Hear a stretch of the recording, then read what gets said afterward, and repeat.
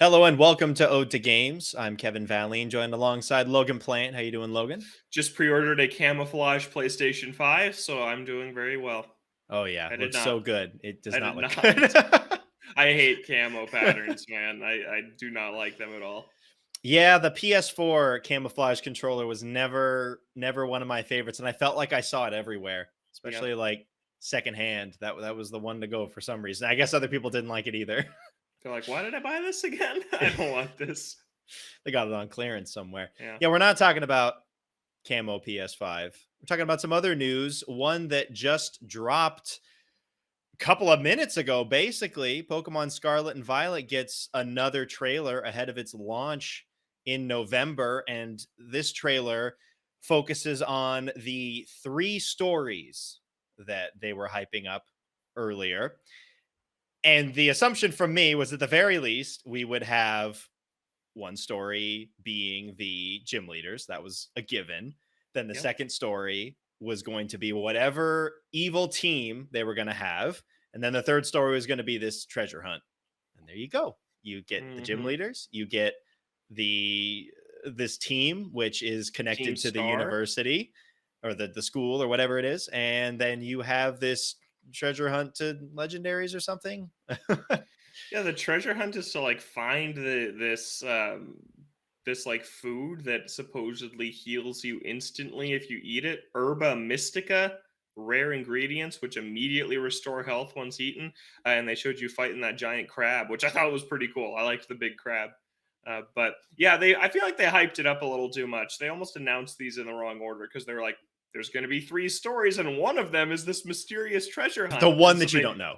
so they set the community list like, what are the other two? And you and I are sitting here the whole time like, uh, the team, the evil team, and the badges, Yeah. and that is exactly what it is. Yep. So they're not straying too far, but yeah, I'm wondering how lengthy each of these are going to be, like, and what order. I'm Well, just right. so curious how That it's all that going to work. that was the other thing because this game is built around being able to do anything at any time. I guess that's kind of the wrinkle in the stories that we've played a thousand times already with the gym leaders Yeah. and with the evil team. Those are always connected. You're doing the gyms in the same exact order and you face the teams at the same exact time in the story. But here, you could foreseeably just ignore one of the paths and go do something else for a while and then come Hmm. back, and we still don't know how that affects the other stories and how the level progression works, but at the very least that would put some sort of wrinkle into the experiences that we've done a thousand times already. Yeah, yeah.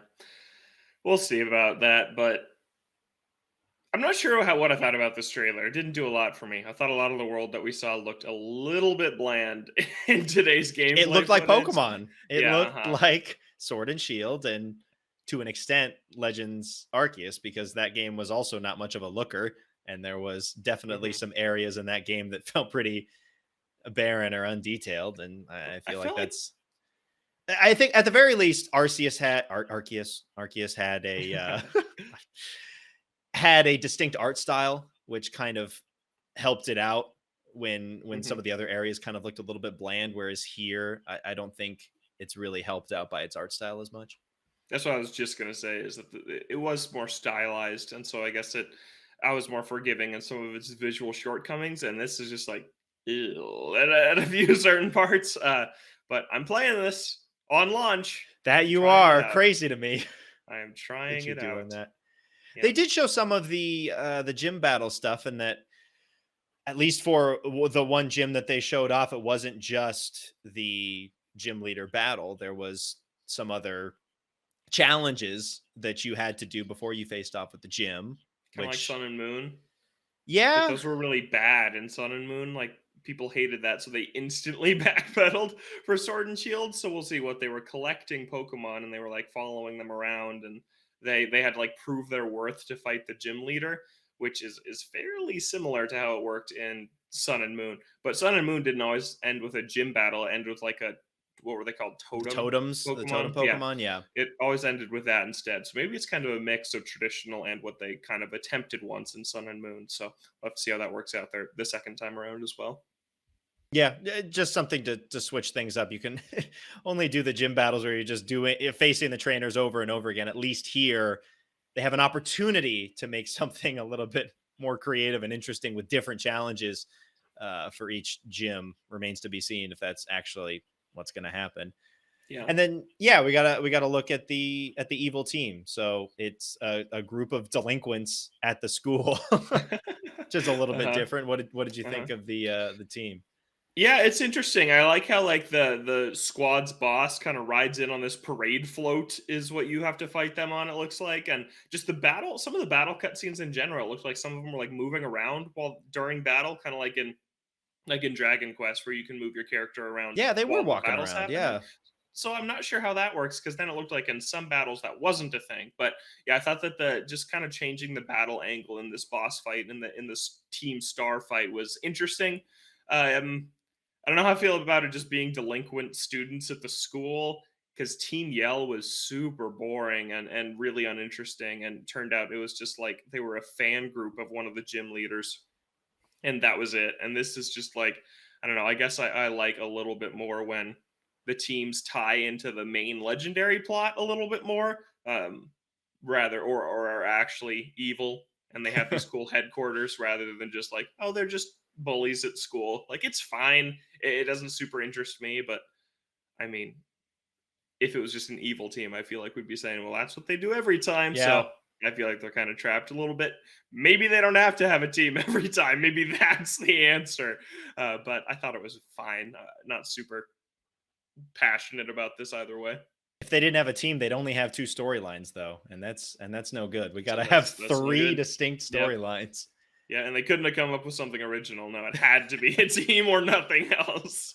I mean, I guess with the school setting, it's kind of the one that makes the most sense if that is the focal point of the game, and it seems like it is because Yeah. when you're doing the treasure hunt, the characters that you're going along with are also tied to the school. It seems like everything revolves around that, so it would kind of Hmm. make sense that the evil team would be tied to the school, and delinquents would be kind of the easiest way to do that. Yeah. But yeah, on the battles, having them move around, I wonder if that's actually going to have any sort of mechanic, because in some games it really is just an aesthetic thing. You can walk around and kind of Hmm. see the battle at a different angle, but then you have Arceus where you're kind of walking around and you can kind of get in the way of the battles sometimes. Only for the major boss fights that it really do much of anything. Hmm. But I mean, it had some sort of mechanic at some point in the game. I wonder if we're going to get that, or if it's just an aesthetic thing. I'll guess just aesthetic. That'll be Probably. my prediction. Yeah. Yeah. Probably.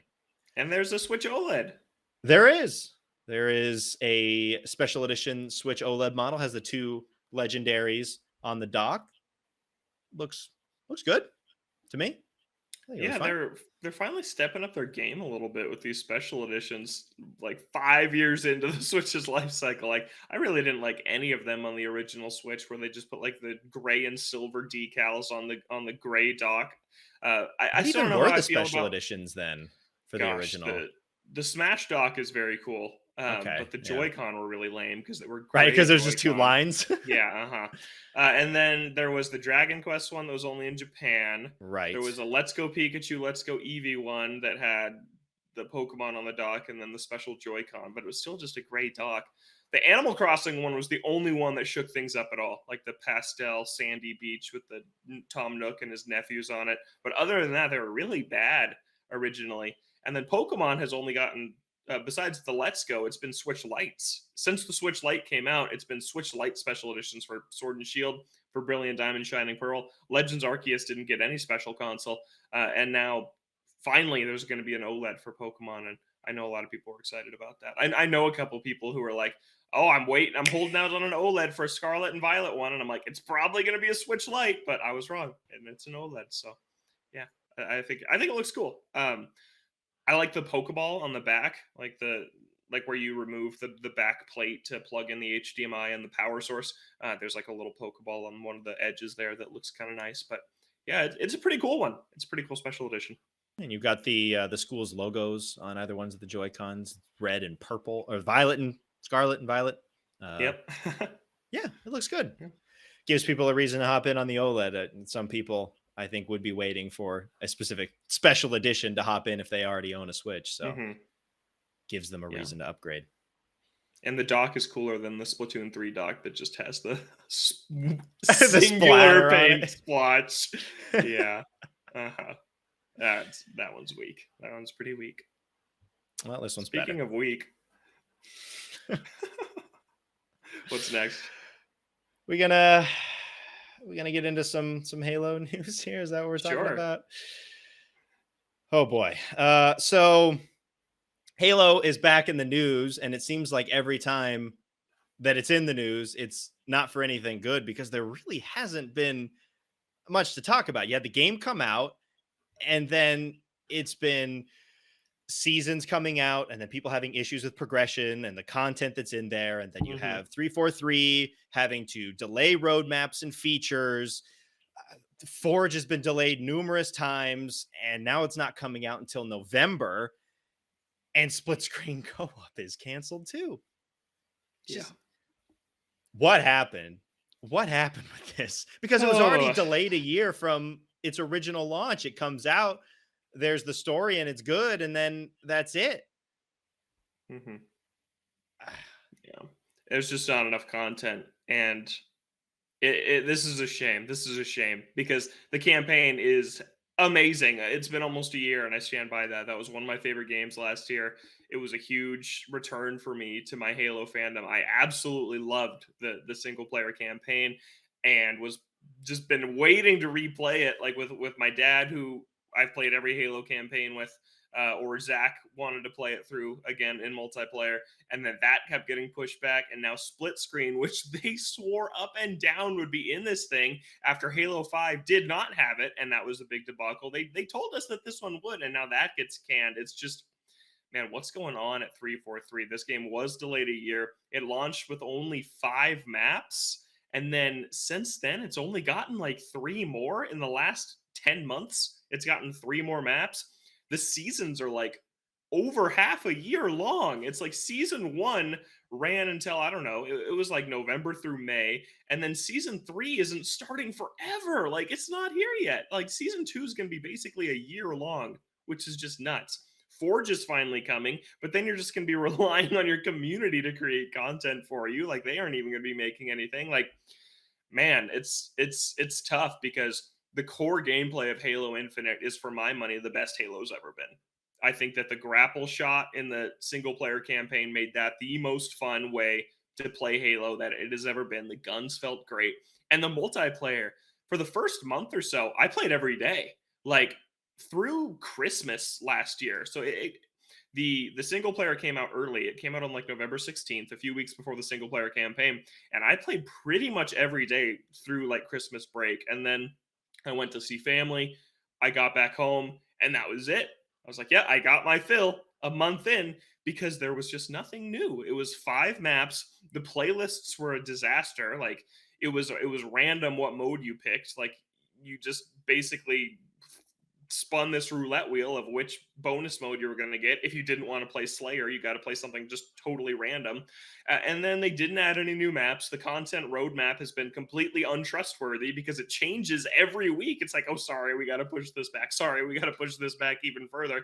Like, it's not a gameplay problem. It's because the gameplay is phenomenal. It's just the content rollout is a mess. The battle pass was a mess.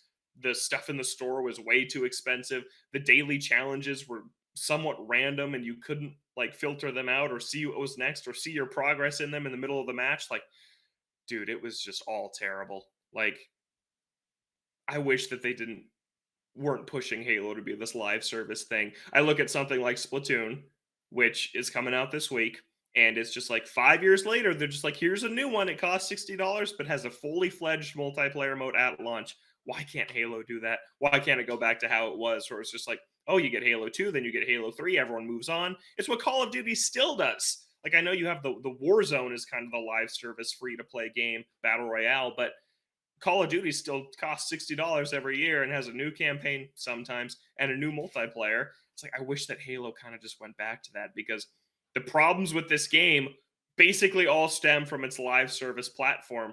None of it stems from the gameplay being bad or broken or unbalanced. It's all just this other stuff surrounding the core. I think a big issue is that the game came out missing core features that weren't even necessarily multiplayer.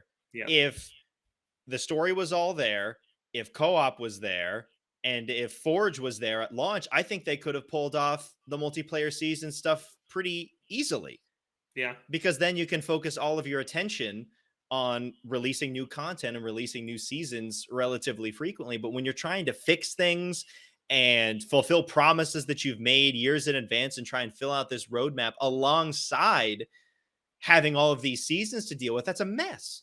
And Hmm. that's the risk that you run.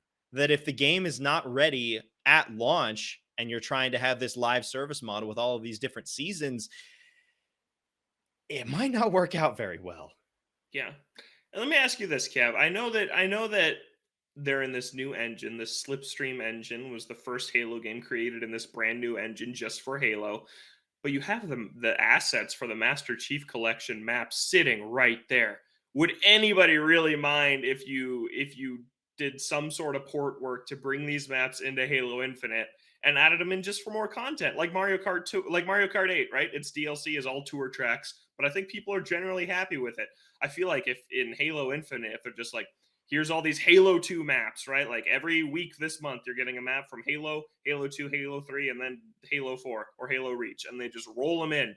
I think that would be great. But it's all new maps right now. They don't have any old maps from the Master Chief Collection. And it's like, to me, that is like, that's the gold mine sitting right there, is to bring this old content that people are nostalgic for. Like if you brought in like Blood Gulch or some of these classic maps that people love, I think people would go back into Halo. Like the player base has just dropped off a cliff, and I feel like that'd be an easy way to get people back, but they're just sticking to new maps right now.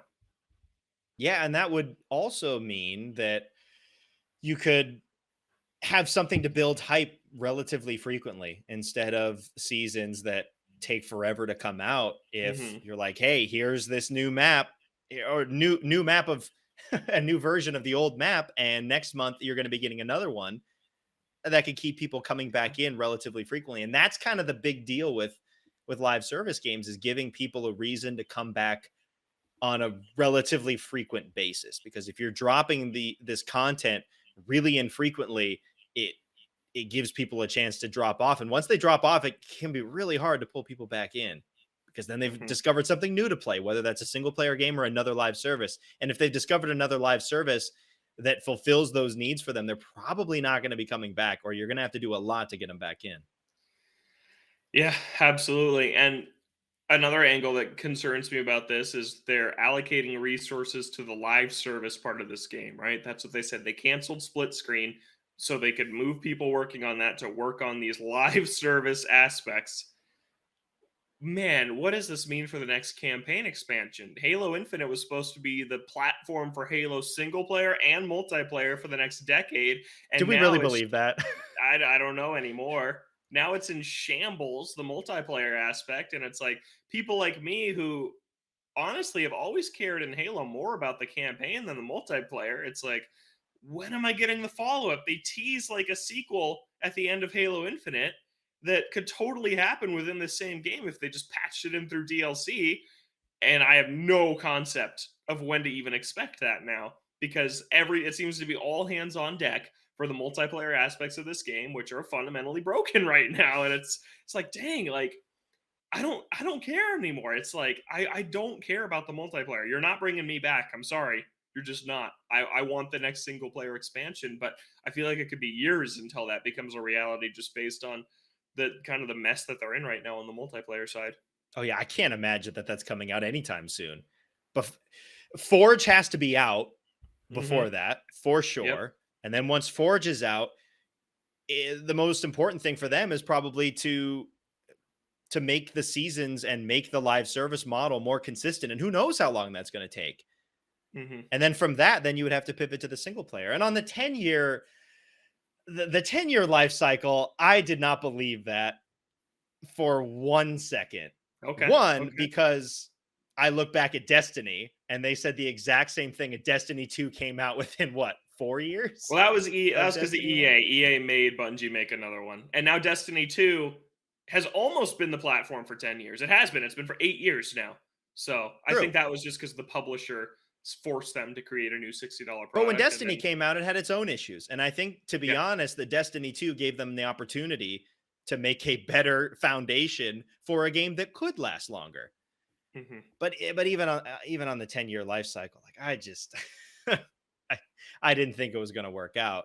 Uh, one, with 343's track record, and two, it's the first jump for Halo with this new concept. I didn't think that it was going to stick a perfect landing like that, which is why I think that it might not be a bad idea to kind of pull a Destiny in Destiny 2. You work Mhm. out the kinks with Halo Infinite, and maybe in 3 years' time, using that same engine and that same concept of having a 10-year life cycle, but have a new game and a new foundation for it that all works. I think that could be a decent idea, but I don't think they're going to do that. I don't think so either. And yeah, it sounds like a good idea in concept, but does 343 have the team and resources in place to execute it? Because like Bungie, they made the best Halos, then they moved on to make Destiny. There were some bumps in the road with their first time, but they're a very talented team over there and they figured it out. 343, like every project they've released has had some sort of issues. Like the Master Chief Collection was a disaster at launch. That one they did eventually turn around and fix though, and it's a pretty good package now that no one's playing it anymore. And then Halo 4, people liked the campaign, didn't like the multiplayer. Halo 5, people hated the campaign and liked the multiplayer. And now Infinite, we're back to, hey, you made a great campaign, the foundation of gameplay here is good. You got back to basics of what Halo should feel like, right? Halo 5 felt like Call of Duty in all the wrong ways. But Halo Infinite feels like Halo again, but you just didn't have the stuff around it. And yeah, obviously the pandemic's still a big issue during the development of this game, but you've had a year since this thing came out and it's just been awful. Like I feel like every time I see Halo in the news, it's for a bad reason ever since the game came out. It seems to be every time just either canceling something or pushing back something on the Yep. roadmap. That seems to be every single news article that comes out for Infinite. And Yep. that does not get people interested in going back. And it's just a shame about split screen. Like that is just really disappointing. Like that is such a big thing still I know for a lot of Halo players and like you look at a household like say like this is how it felt with Guardians. When I was in high school still living at home with my parents and Halo 5 came out and we're like we live in the same house, but you expect us to buy an entire other machine if we're going to play this game together. Now, this is the reality for Halo Infinite. If there's people that live in the same household, share a console, it's like, well, you can only play online. It's a little easier to swallow now with Infinite because it's on PC and it's on Game Pass. So if you have a PC that can run it, then you can play online. But it's still that's still not the reality for everybody, and it's still not necessarily the same as split screen like where you're on the same TV having that experience together. It's just that to me is such a core pillar of Halo. Like I feel like more than many other franchises, like split screen and Halo go hand in hand. And to have them just chop that off to focus on their battle pass and on the live service elements of this game, it's just like it's just gross. It's just a gross gaming in 2022 story that matters more than split screen. Especially when they knew that people were unhappy with its exclusion in Halo 5. So they turn Yeah. around and say, okay, we're going to right the wrong with the next game. And they don't do that. Yeah. Like they knew it was an issue, but it didn't really matter because other things were on fire and they had to go put out those fires instead. And that is not how this should be going. I don't know. I don't know how much longer 343 is going to be the stewards of this franchise.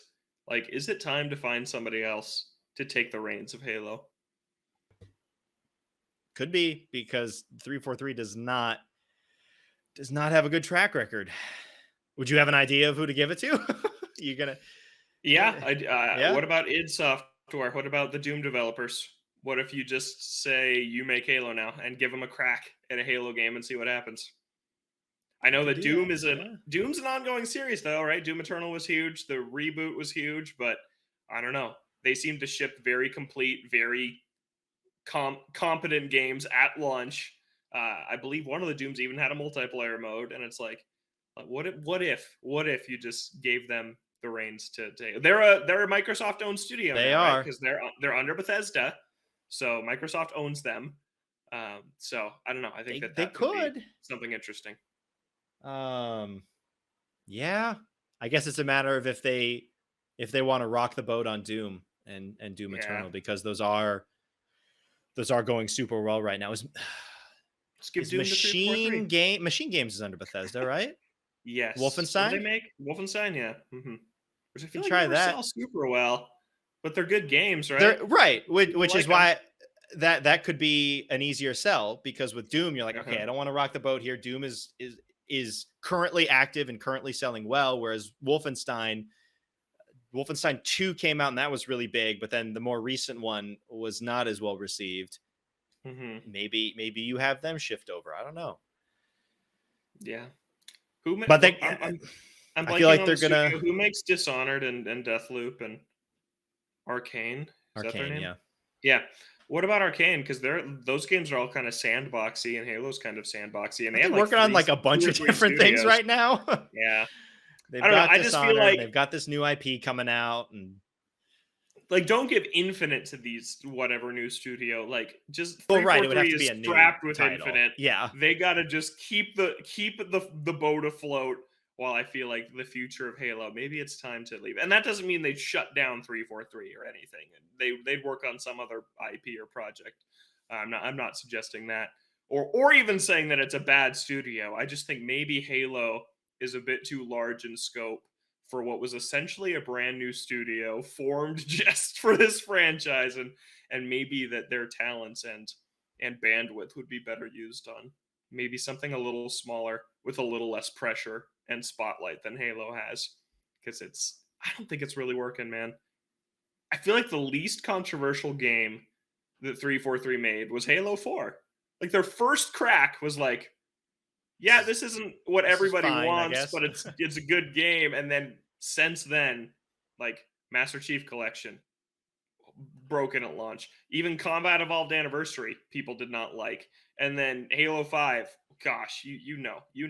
And then Halo Infinite now. Unfortunately, I didn't think it was going to fall into this category because I was very high on this game last year, but I have not thought about opening the multiplayer since December.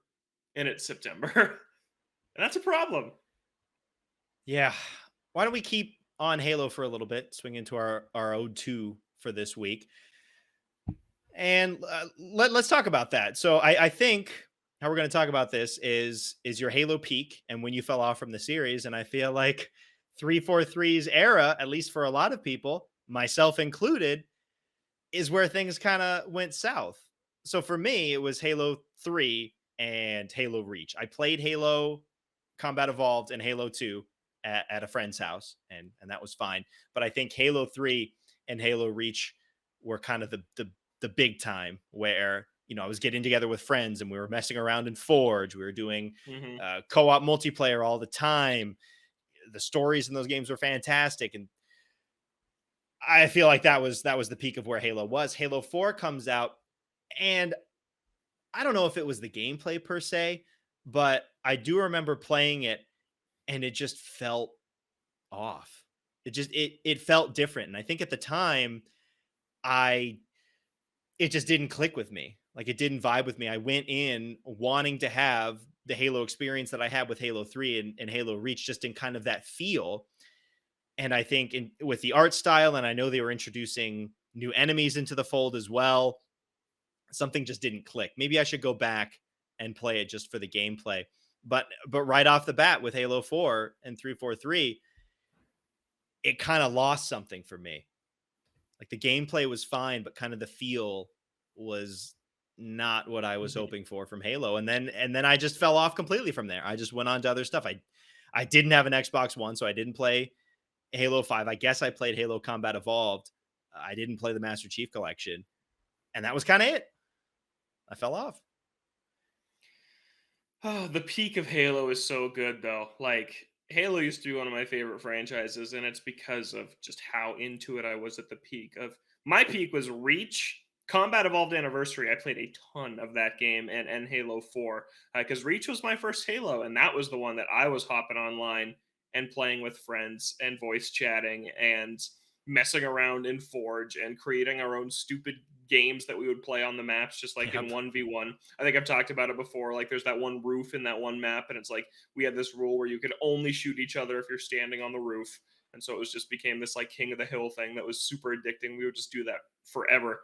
Those And Forge I maps, whether you were making Yep. your own, or I remember downloading one where it was kind of, it was the tunnel and they would have like stuff spawning in. So you would drive into this tunnel, go to the bottom, and you would respawn at the top and you would like get faster and faster. And so then you would have people standing in the tunnel and your job was to avoid the cars as they got faster and faster going down the tunnel. That's The awesome. things that people made with Forge, the things that you could just do messing around in was great. Mhm. And it's still not an infinite. Yeah, and I just felt like with Reach, everybody like at my Reach came out when I was in middle school. I felt like everybody at my school was like playing Call of Duty, and it was like me and two other guys, two of my friends that were playing Halo. And like our parents didn't want us playing Call of Duty, but they were okay with Halo since it was like sci-fi and you were Aliens instead of killing aliens more people. than Yeah. yeah, and just less realistic. And like I had this friend, my best friend in middle school. His parents were like super conservative in what kind of media they would let him consume, and I was allowed to bring Halo over to his house. And I Ooh. just remember that felt so cool, like being able to go over there and play Halo when he wasn't allowed to play any of that other sort of stuff. So Reach was just man. And then I replayed Reach last year, I think.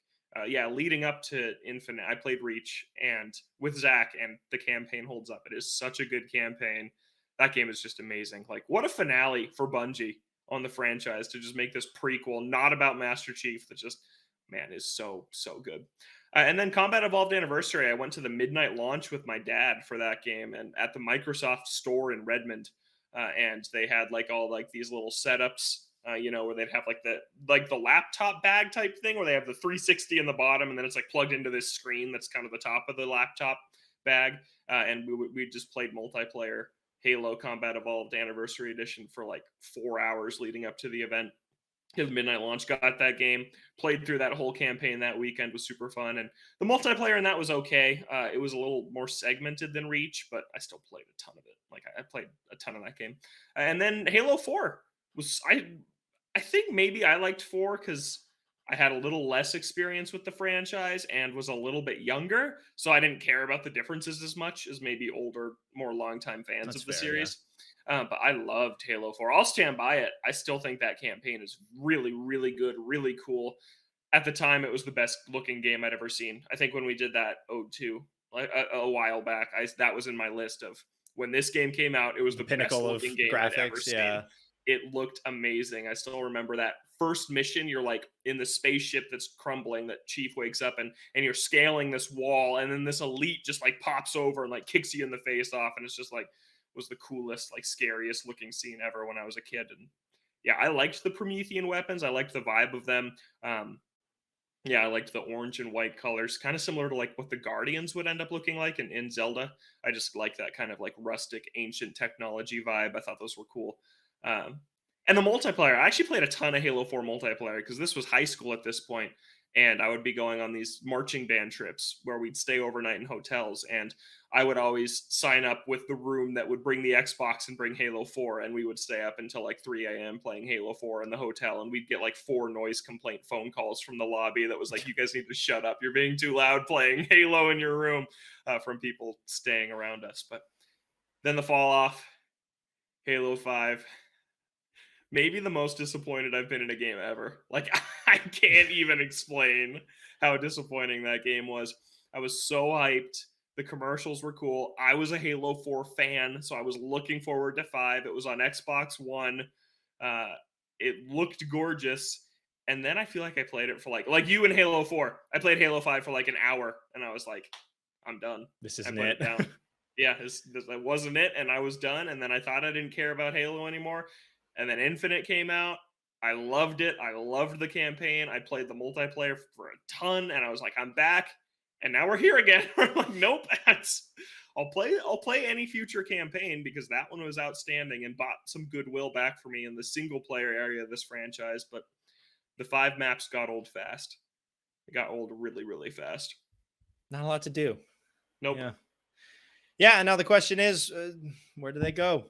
It's 343, the one that you want to trust moving forward into the next decade of, of Halo Infinite, apparently? Do you want to give it to somebody else? Do you want to pull a Call of Duty and have multiple studios working on it? Maybe that's not a bad idea. If you think that there's just too much on 343's shoulders to be Hmm.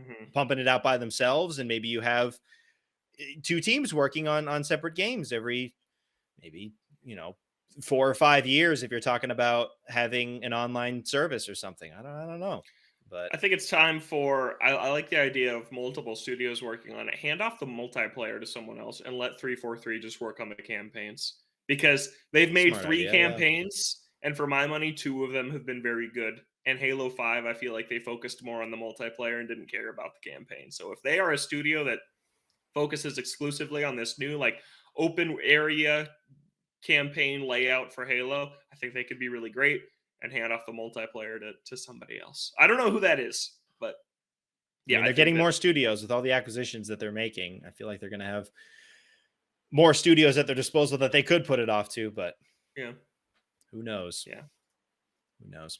someone at Activision. Whenever, whenever that goes through, Because they own Call of Duty now. They own the they Call of Duty do. studios. No more Call of Duty, just Halo. Uh-huh. Yeah. Yeah. All right, let's get into some other small bits of news here. Cyberpunk is back in the news. That expansion that they've been talking about for a while, that was on the roadmaps at the very end, Yeah. this Yeah. expansion that was coming out, it has been announced. 2023 is when Phantom Liberty is going to be coming out. And smart move, it is not going to be on last gen consoles. So this is current Mm-hmm. generation consoles only. Last generation consoles got one final update that just came out, that adds in a couple of new items from the anime series that's coming out, as well as some other, performance fixes and stuff. But that's seemingly it for last gen, and that's what they needed to do. Focus entirely on current gen.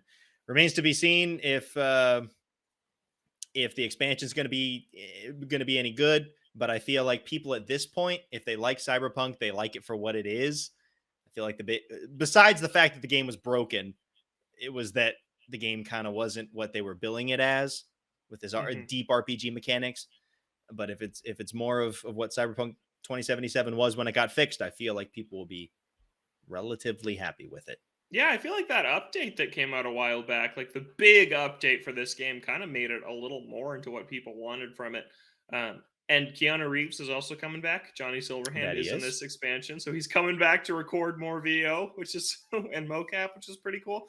But yeah, this is like a game that did turn it around. Like you talk about, can Halo Infinite turn it around? This is a game that was even lower in the public standing than Halo It's about Infinite as low is as you right can now. get, where you're getting pulled from the store and having to do refunds. That's about as Yeah. bad as it gets. Maybe the worst we've ever seen from a AAA game, and it's turned it around. And I think people like this game now, and I think this was a pretty exciting announcement for a lot of people.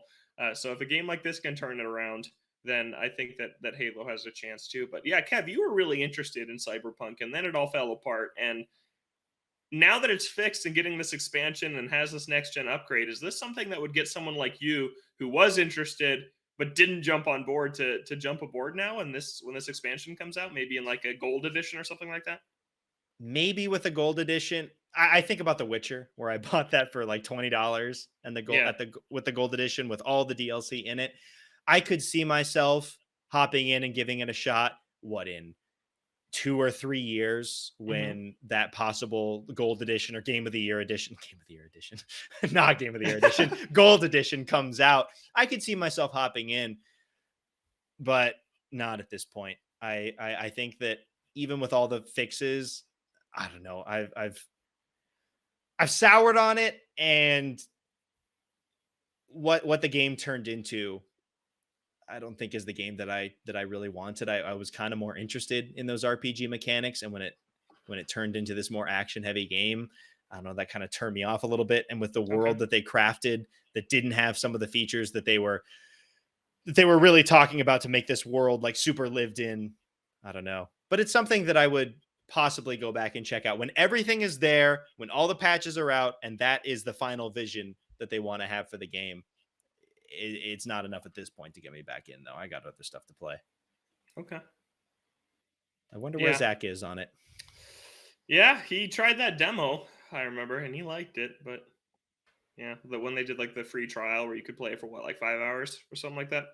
Yeah, I know he tried that. So I yeah, I mean, it don't know. was I never had interest in this game, so I'm still passing on it. But I'm happy to see it turned it around. Happy to see it's getting this story expansion. And this is the only one, right? This is the only major story expansion. They said when this was announced I earlier this week. think so.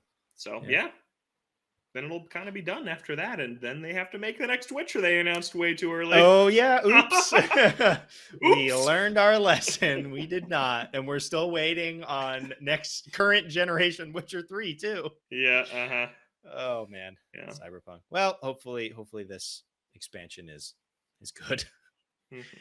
And last little bit of news, Mario Kart Tour finally removing the gacha mechanics. So they're Yay! going to have a store that you can just buy the stuff outright. Now it's still going to have the rubies and the Mhm. currency that you have to buy, but it's not random anymore, which is What a great. great change. Dude, this game's so hard for me because there's so much in it that entices me and so much in it that turns me away.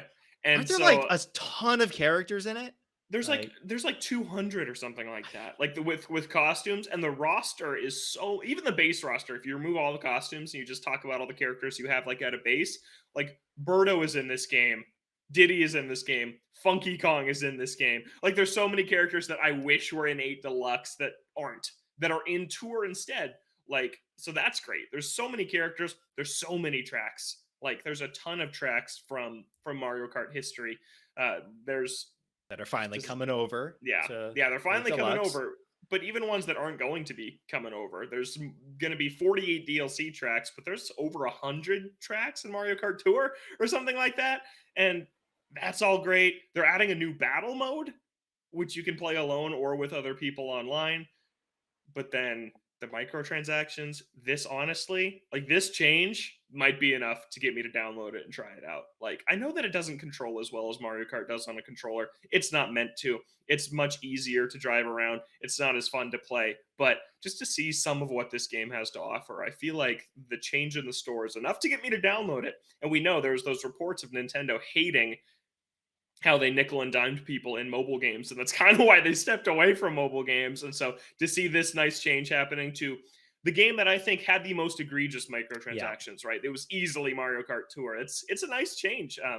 And we know, I think like updates are ending for Mario Kart Tour pretty soon. So I'm glad that this squeaked in there before Yeah. this game ends support. So this is a really cool story I didn't expect to happen. Yeah, usually with mobile games, it's just like, oh, we're shutting it down. Goodbye, Yep. everybody. Like But Dragalia Lost is done in like 2 months or something like that. I mean, that's the other concern. Even with this, like, when is this one gonna go? I feel like it's probably gonna have a Yeah. longer shelf life because it's got Mario in the name. Mhm. But at the same time, when you're dropping all this money, that's always the concern with mobile games. You drop all Yep. this cash and then it could disappear. But yeah, this is how these stores should work. You're already asking people to spend money on the currency, the rubies currency or whatever it is, Mhm. to buy all of this content. And there's so much content in there. I feel like that was kind of the MO. You flood the game with all of this content, and then that means that you have to fire off the stupid pipe over and over again to try and get the couple of items that you actually wanted. So Yep. it's nice that you have this wide variety of stuff to pick from. And if you really want to spend a couple of bucks to get a specific character that you want, you can actually do that now. That's the way it should be. Yep. Just as long as they're in the store, you'll just have to keep checking to see who pops Well, up. yeah. Yeah. But that's much But better. It's a much that's better better system. than completely random, Yeah. because that is an absolute mess. And that is it for news. Do we want to get into what we've been playing this week? Logan, you have been on fire the last couple of weeks with games that you've been playing. I all that I've done is play a little bit more of FF7 Integrate. I was playing a little bit more of it earlier today, but I don't know, haven't had a lot of time. So what have Yeah. you been up to?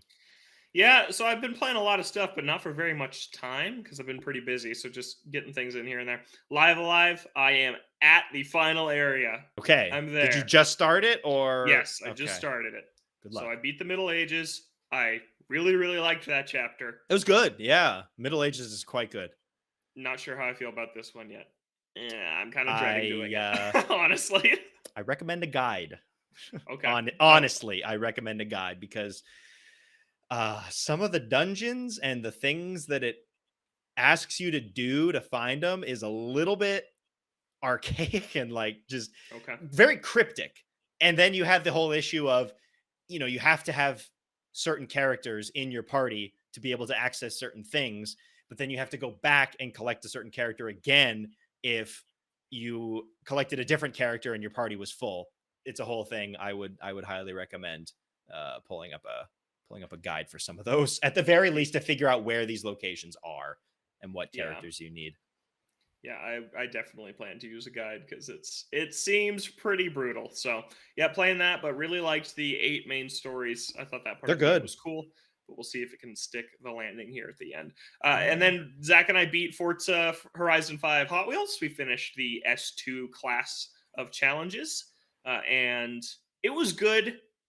It got a little old by the end because basically you're just doing all these races and the track is the overworld isn't big enough that the races feel different. At a certain point, it's like we're just driving on orange track and it all kind of looks the same. And I Ooh, couldn't really tell yeah. the differences between them. It was still a really good time though. I only felt like that in the last like 3 or 4 races. So it really ended right when I felt like The we good were time, pretty yeah. much When done with it's it. yeah, it's run But it its was really course. good. It was really, really good. I just really loved that game. And then afterwards, we just took our Hot Wheels down to Mexico and just drove around Mexico for a while. And that was super fun because, like, the last Hot Wheel you get is super fast. It is really, really fast. It's like a 998 S2, and like X is 1,000. So it's like 2 points away from being an X class. But you can race in all the S2 events, and it's an awesome car. But yeah, that game, super fun. Still one of my favorites from last year. That was really nice DLC. Luigi's Mansion Dark Moon, we finished the first mansion in that game, and it is just not very good. It's egad. This was in the era where I feel like Nintendo games were talking to you way too much, right? You had Mario and Luigi Dream Team is a huge culprit of that. There's a few other examples of games that just hold your hand and talk to you way too much. Egad rings you on your it's a DS in this one. Remember in the original, it's the Game Boy Horror, and Right. then it's the Virtual Boy in Luigi's Mansion 3. In 2, it's you have like an old fat DS. Like the original model that EGAD keeps calling you on, and he calls you in like almost every room, and it's just Oh god. obnoxious. And maybe that will change after the first mansion, now that we've unlocked the second mansion.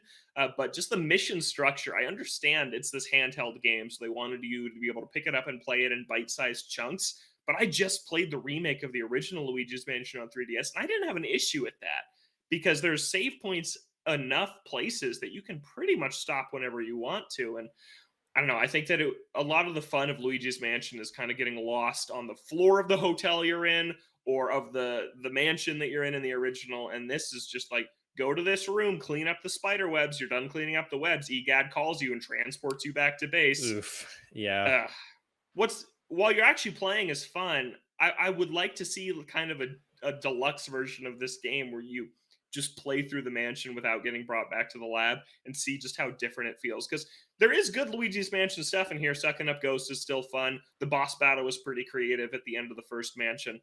But yeah, just the start and stop nature of it is like I get tired of it after like 20 to 30 minutes. After like 2 missions, I'm like, okay, I'm done. I'm not starting the next mission. But Yeah. it's worth finishing. Like it's not bad. It's okay. It's easily the weakest of the three, but I think that 1 and 3 are both really They're both phenomenal great. games. Yeah. So 2 is kind of it's the dark horse, the dark moon. This is the Dark Moon. It's the dark moon. Called Luigi's Mansion 2 in all other territories. Only called Luigi's Mansion Dark Moon in the US, in North America, Well, excuse which me, is in really weird Japan, to me. it's Luigi Mansion. So Oh, is it Luigi Mansion 2? Or is it I think so. yeah, because in Europe I know it's just Luigi's Mansion 2. And I think it's weird that I have this collection. It's Luigi's Mansion Dark Moon, and Luigi's Mansion 3. Yeah, they just It's turned like, right back. What was why? NOA doing? Yeah. Yeah, I felt like they should have stuck to one or the other. Like Luigi's Mansion, Hotel Horror, something like that. Even I don't if know. every other territory is 3, and we're just like, no, we got to give them all names now. I like the numbers better though. I like the numbering A more little bit more than clean. yeah. But yeah, I'd love a Luigi's Mansion 4. I think we'll get one. Luigi's Mansion 3 sold what 10 million copies. Yeah, it was super I well have to received too. imagine that after Next Level Games pumps out these last 2 Strikers updates, they Oh, might so get sad. For like what, the 8 people who are still playing Strikers at they've Elite? got to be done with it, right? Like it's just a character and a stage. They've got to be done with them. I don't know. We'll see. And Gross. then I am playing Splatoon 2. I've been playing a lot of Splatoon 2. I brought it over to a friend's house earlier this week to try and sell him on Splatoon 3. It worked. He was very Trying to into get it. people into it. Trying to Yeah, get people to drop $60. I'm trying to get people that didn't play 2 to play 3 because, like you, people that played 2 had their fill. Right. So people that didn't play 2, it's like you should get 3 if Yeah. you didn't play 2. Yeah, because I Uh, got 2 and it was really fun. But yeah. I already played 2. So I took it over and I showed him a level of the single player. We passed the controller on deaths in Turf War. We played some ranks. We played some Salmon Run. And yeah, so I got a friend who's picking up Splatoon 3 this Friday. He pre-ordered it right there on Wow, his Switch. okay. So Sold yeah, them sold him instantly. on it. So excited about that. I have another person to jump into that with. And myself, I'm trying to beat the single player Right. campaign of Splatoon 2 because I beat Splatoon 1 like the night before Splatoon 2 came out, and then I never beat the 2 campaign. I did beat the Octo expansion, and I'm in the last world now of Splatoon 2, so I'm trying to get that done this week before Thursday night when Splatoon 3 unlocks. So yeah, that's what I've been playing, just little bits and pieces of things here and there. Didn't have time for any Xenoblade in the last week, which is Rip. concerning because now Splatoon's coming out, and it's like No. I know, I can't do this. I can't do this. But I did go on a vacation this last weekend, and I had some cool Nintendo stuff to show off. First Ooh. off, is this Link figure that I got at this game store in Central Washington. This is a Link Between Worlds figure, but in Japan it's just called A Link to the Past 2. But then in the West it's called A Link Between Worlds, which is interesting. I didn't really know that until now. But yeah, this is a pretty cool figure. This is one of the Zelda games that doesn't have an amiibo, so I grabbed this for $10 at a game store, which seemed pretty cheap. But it's one of my favorite Zeldas, so I was happy about that. And then at this like retro toy store, it wasn't even a video game store. They had a Nintendo case which had these tobacco cards from like the 80s I'd never seen before. It was like these Super Mario Brothers, like the original concept art on these tobacco cards. Like you'd buy a pack of cigarettes and then like how Why is baseball cards Mario came in tied to bubble gum. cigarettes? I know it's crazy, right? It's like bubblegum baseball cards in America, but in Japan it was cigarette Mario Oh. cards. Okay, they're from Yeah. Japan. That makes a lot more sense why Yeah, they're they're tied to from Japan. cigarettes. They're Okay. from Japan. Yeah, and they were super cool. It was just like these little like this big, like 2 inches by 1 inch, tiny cardboard pieces of cardboard, immaculately preserved by this store. They were wrapped in plastic and sealed and put in this glass case, and it was just like this Mario art that I'd never seen before. And there were also these like circular ones that came with like a special kind of cigarette or something like that that were like they were going for like $40 each. So I didn't buy any, but it was cool Yeah. to see them. I'd never seen those before. But what I did buy was this banana yellow. I think Pokemon Yellow is when this came out. Game Boy Pocket, Oh. which is super cool. It's in really nice condition. This is the revision of the original Game Boy, so it's not a Game Boy Color. It has a slightly larger screen than the Game Boy Color, which is interesting. But yeah, it's really cool. I don't have any Game Boys. The only one I have is a Game Boy Color. So yeah, I grabbed this. What's cool is it has this contrast wheel. I don't know if you'll be able to see this on camera. Oh, you totally can. But you can spin this contrast wheel. Oh wait, I have Pokemon Red in there. It's the only Game Boy game I have. Is Pokemon Red. So you can see here it says like it has the Game Freak logo. It has the Pokemon fighting. You can turn Right. the contrast wheel so it just goes away, and then you turn it back up, Playing it blind. and you can make it go really dark. See it, and Yeah, then you okay. can just make it go black. And it's like I'd never heard of this before. Yeah, But I'm curious why they would have a feature that just like completely removes the screen completely. when I turned it on, I thought it was broken because it was Oh. all the way to white, and I'm like, why can't I see the game? Because I didn't know this contrast wheel existed. Yeah, I didn't know But it either. actually is kind of nice for like I figured like if you're playing like in a brighter room, you can turn the contrast a little lighter. But if you need to see it more, you can turn it a little darker to make like the blacks more black. So it actually is kind of useful. But yeah, it was pretty cheap. It was like $40 for this, which is a Okay. really good Yeah. deal. Yeah, but yeah, Game Boy Pocket, pretty cool. Pretty cool redesign. It's like the DS Lite of the Game Boy line. I was excited about that find at that store. And those tobacco cards were just super Yeah, it's cool. crazy. Yeah, never even heard of those, but it's always fun to go into like non-video game stores and see what kind of stuff they have that normal game stores just don't usually have. And that was kind Yeah. of an example of that. Sounds like a good Yeah. time. That's it for me though. All right. I think that may wrap it up for us. Any final thoughts before we wrap up for this week? Knuckles is apparently in Sonic Frontiers, I think. I saw a headline. I didn't click on the interview though. Was it an interview with Knuckles himself? It Did he say he was going to be in there? it was not an interview with Knuckles. Dang it. And yeah, you listened to the new song. I did. It's good. I did It's not. by a 1 OK Rock, or 1 o'clock as their nickname is. And yeah, it was good. It's 1 OK Rock. Like, it's them. That's what it sounds like. And So it's in Japanese, right? no, is the it one in that English? they launched was in English. I Okay. assumed that they would have both tracks because 1 OK Rock sings both in Japanese and in English. Okay. So I would assume that they have a Japanese version and an English version, but on the English Sonic YouTube page, it was just the English version. Okay. But it sounds good. It's got that kind of like Sonic rock feel. I don't know why they didn't have 1 OK Rock do a song before, because I feel like it really fits. I think Cool. they kind of have that Sonic feel a little bit. So Man, I was kind of hoping maybe Crush 40 will still be involved. because this is the ending theme. song, right? Why So, did they reveal that? I don't want to hear that. I don't know. Well, if you think back to Sonic Forces, the only thing that they were showing off in that game was before that game was launching was just all of these tracks, these music tracks. So they're kind of leaning into that a bit here. Crush 40 was in Team Sonic Racing, so I'll hope they have a song in this too. That'd be I think cool. they probably will. Yeah. I'd be down for that. All right, that's going to do it for us on this week's episode of Ode to Games. We're here on Thursdays or Fridays, Apple Podcasts, Spotify, other podcast streaming services that you may use. We're on YouTube at Ode to Games, so you can check out the video version of the podcast if you want to see Logan's pickups from this week, his Game Boy, and the little Link figure. We're on Twitter at Ode to Games. You can send an email to odegames@gmail.com. For Logan, I'm Kevin. Thank you so much for listening, and we'll catch you next week.